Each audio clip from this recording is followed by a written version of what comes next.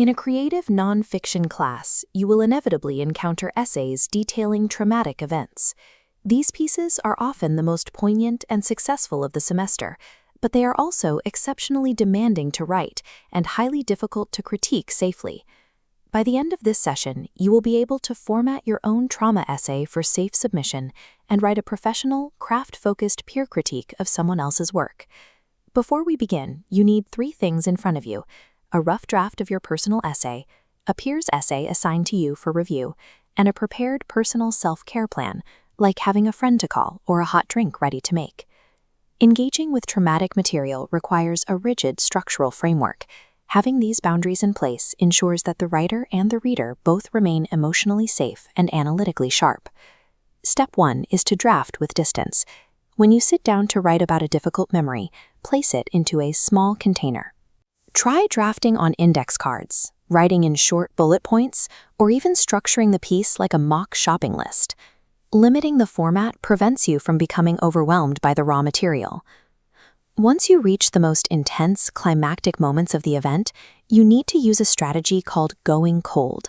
Take a look at this comparison. On the left side, we cross out adjective-heavy emotional descriptions. On the right, we replace them with a report of the stark facts. You also need to watch out for the dodge. This happens when a writer uses an extended metaphor or a vague blanket statement to completely avoid describing the uncomfortable event. To counter the dodge, provide selective sensory details. You don't have to write a blow-by-blow account of the worst moments, but you do need to offer enough concrete detail so the reader can understand the reality of the scene. Removing overt emotional language from your critical moments actually amplifies the reader's empathy. By getting out of the way, you allow the sheer facts of the trauma to speak for themselves. Step 2 is to prep your submission. As the writer, you must take control of how your audience approaches your material. This document header shows exactly how your essay should begin. Directly beneath your title, insert the text "Trigger Warning" in bold. Follow this with a brief summary of the difficult content so your peers know what to expect. Right under that summary, add a section for critique boundary requests.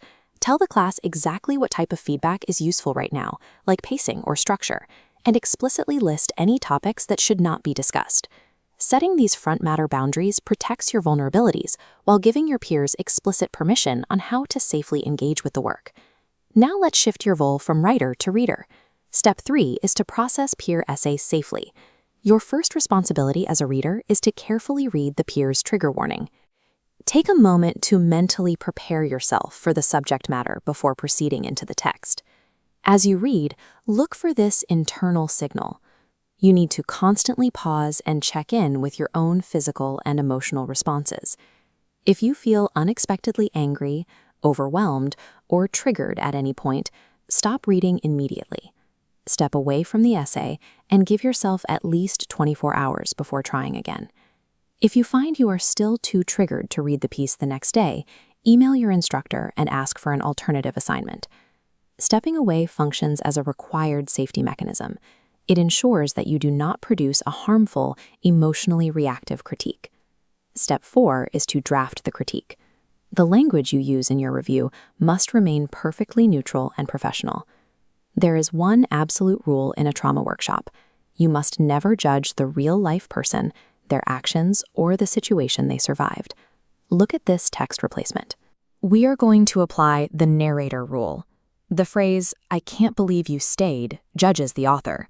We remove the word "you" completely, replacing it exclusively with the narrator, rewriting to focus on text clarity.